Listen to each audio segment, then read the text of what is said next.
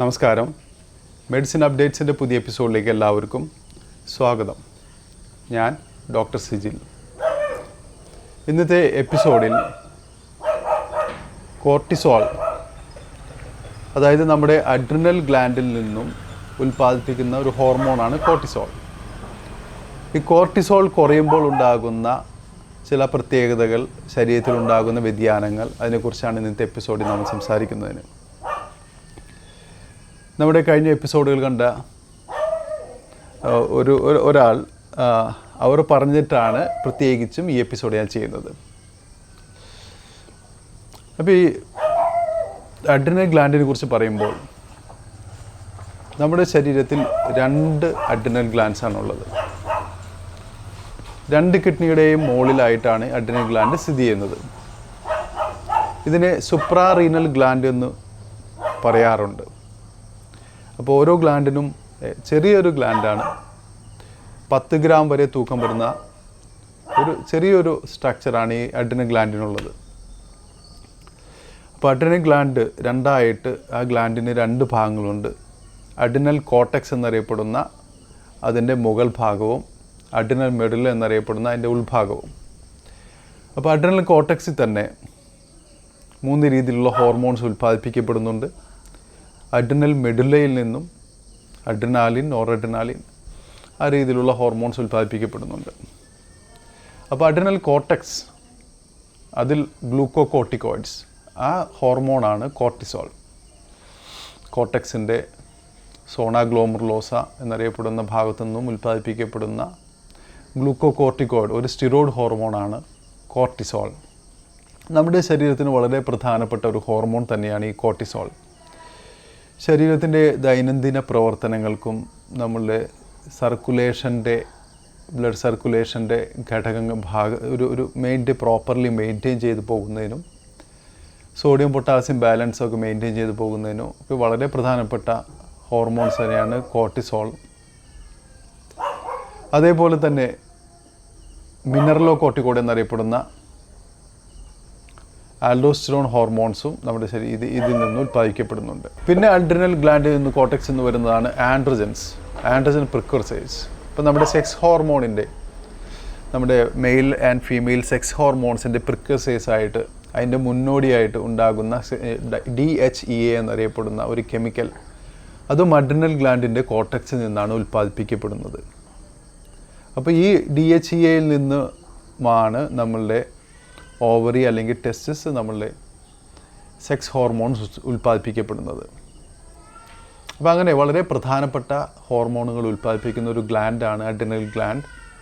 അതിൻ്റെ പ്രവർത്തനം നമ്മുടെ ശരീരത്തിന് വളരെ ഇമ്പോർട്ടൻ്റ് ആണ്. അപ്പോൾ അതിൽ പ്രവർത്തനം കുറയുന്ന അവസ്ഥ അതത്ര കോമൺ അല്ല.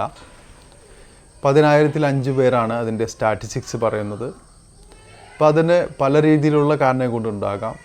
പൊടുന്നനെ അതിൻ്റെ പ്രവർത്തന വൈകല്യം ഉണ്ടാകുന്ന രീതിയിലുള്ള അതിലോട്ടുള്ള അഡ്രിനൽ ഗ്ലാൻഡിൽ ഹെമറേജ്, അല്ലെങ്കിൽ അഡ്രിനൽ ഗ്ലാൻഡിലുള്ള ഇൻഫെക്ഷൻ, അഡ്രിനൽ ഗ്ലാൻഡിലെ ട്യൂമർ ഇൻഫിൽട്രേഷൻസ്, അല്ലെങ്കിൽ കുറേ നാളുകളിലായിട്ട് പതുക്കെ അതിൻ്റെ പ്രവർത്തനം കുറയുന്ന ചില അസുഖങ്ങൾ, ഇതൊക്കെ മൂലം അഡ്രിനൽ ഗ്ലാൻഡിൻ്റെ പ്രവർത്തനം കുറയാം.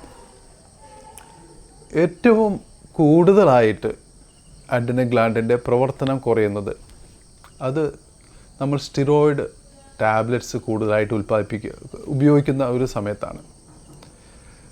ഒരു ഷോർട്ട് പീരീഡ് സ്റ്റിറോയിഡ് ടാബ്ലറ്റ്സ് ഉപയോഗിച്ചുകൊണ്ടൊന്നും ഇതിന് പ്രശ്നം വരില്ല. കുറേ അധികം നാളുകൾ സ്റ്റിറോയിഡ് ടാബ്ലറ്റുകൾ ഉപയോഗിക്കേണ്ടി വരുന്ന ആളുകൾ, അല്ലെങ്കിൽ ഉപയോഗിക്കുന്ന ആളുകൾ, അറിവില്ലായ്മ മൂലം ഉപയോഗിക്കുന്ന ആളുകൾ, വർഷങ്ങളോളം സ്റ്റിറോയിഡ് ഹോർമോൺസ് ഉപയോഗിക്കുന്ന ആളുകളിൽ അവരിൽ ഹൈപ്പോതലാമിക് പിറ്റ്യൂട്ടറി അഡ്രിനൽ ആക്സിസ് എന്നറിയപ്പെടുന്ന ഒരു ഹോർമോൺസിൻ്റെ ഒരു ചെയിൻ തന്നെ നമ്മുടെ ശരീരത്തിലുണ്ട്. ഈ ഹൈപ്പോതലാമസും പിറ്റ്യൂട്ടറിയും നമ്മുടെ ബ്രെയിനിൻ്റെ ഭാഗങ്ങളാണ്. അപ്പോൾ അവയുടെ സ്റ്റിമുലേഷൻ മൂലം ARH, ACTH, adrenal cortical stimulating ഹോർമോണാണ് ACTH.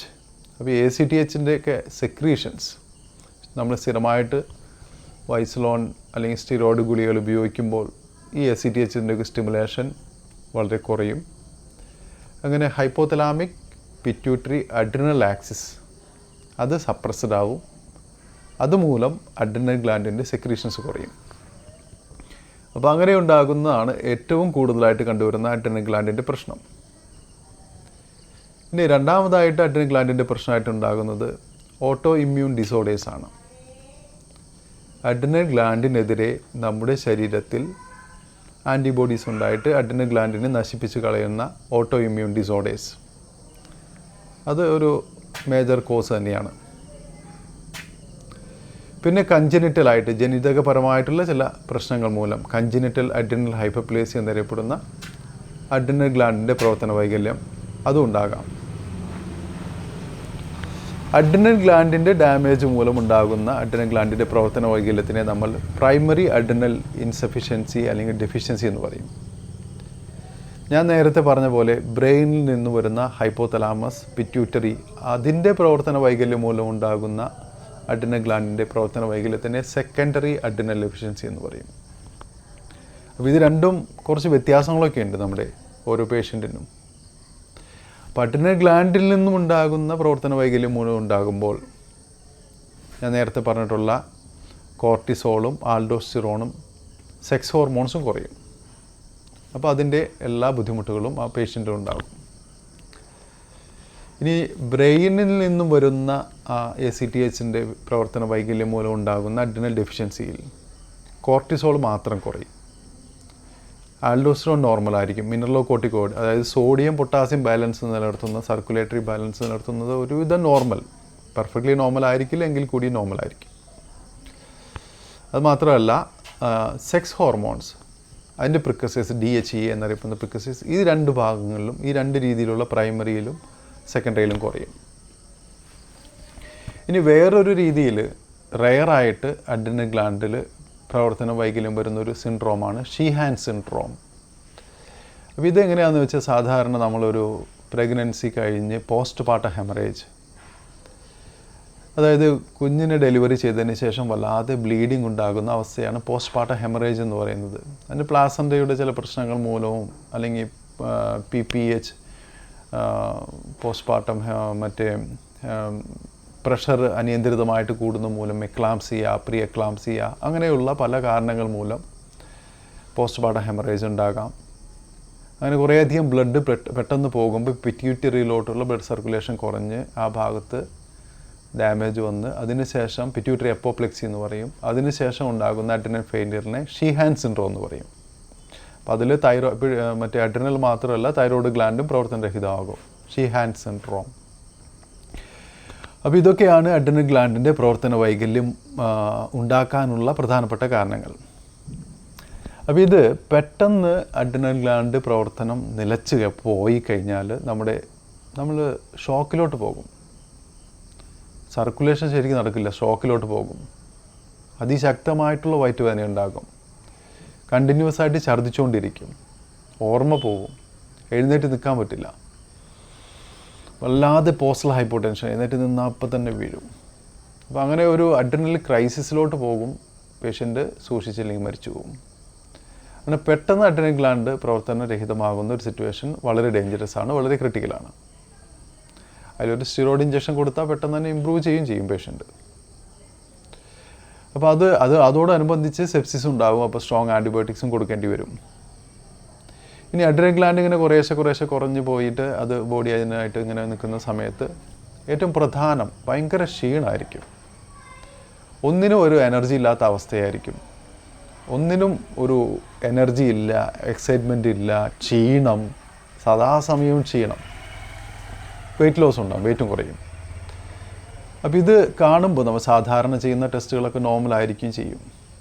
അപ്പോൾ അങ്ങനെ നോക്കുന്ന സമയത്ത് ഡിപ്രഷൻ ആണ് എന്ന് പലരും തെറ്റിദ്ധരിക്കും. അപ്പോൾ ഡിപ്രഷൻ്റെ ചികിത്സ ചിലപ്പോൾ ചെയ്യേണ്ടി വരും. അപ്പോൾ പൊതുവേ ഒരു ഡിപ്രഷൻ ആണോ എന്ന് തെറ്റിദ്ധരിക്കപ്പെടുന്ന ഒരു അസുഖമാണ് അഡ്രിനൽ ഇൻസഫിഷ്യൻസി മൂലം ഉണ്ടാകുന്ന അസുഖം. അതുപോലെ തന്നെ മസിൽസിലൊക്കെ വേദന ഉണ്ടാകും, ജോയിൻസിൽ വേദന ഉണ്ടാകും, സോഡിയത്തിൻ്റെ അളവ് ചിലപ്പോൾ കുറയും, പൊട്ടാസ്യത്തിൻ്റെ അളവ് കൂടും. ബ്ലഡ് നോക്കുമ്പോൾ സോഡിയം കുറഞ്ഞ് നിൽക്കും, പൊട്ടാസ്യം കൂടി നിൽക്കും. BP എപ്പോഴും കുറവായിരിക്കും. ഛർദ്ദിക്കാനുള്ള ടെൻഡൻസി ഉണ്ടാകും, എപ്പോഴും ഛർദ്ദിക്കുകയൊക്കെ ചെയ്യും. ഛർദ്ദിക്കുന്നത് കണ്ടുപിടിക്കാനുള്ള ടെസ്റ്റുകളൊക്കെ ചെയ്യുമ്പോൾ അതൊക്കെ നോർമലായിരിക്കും.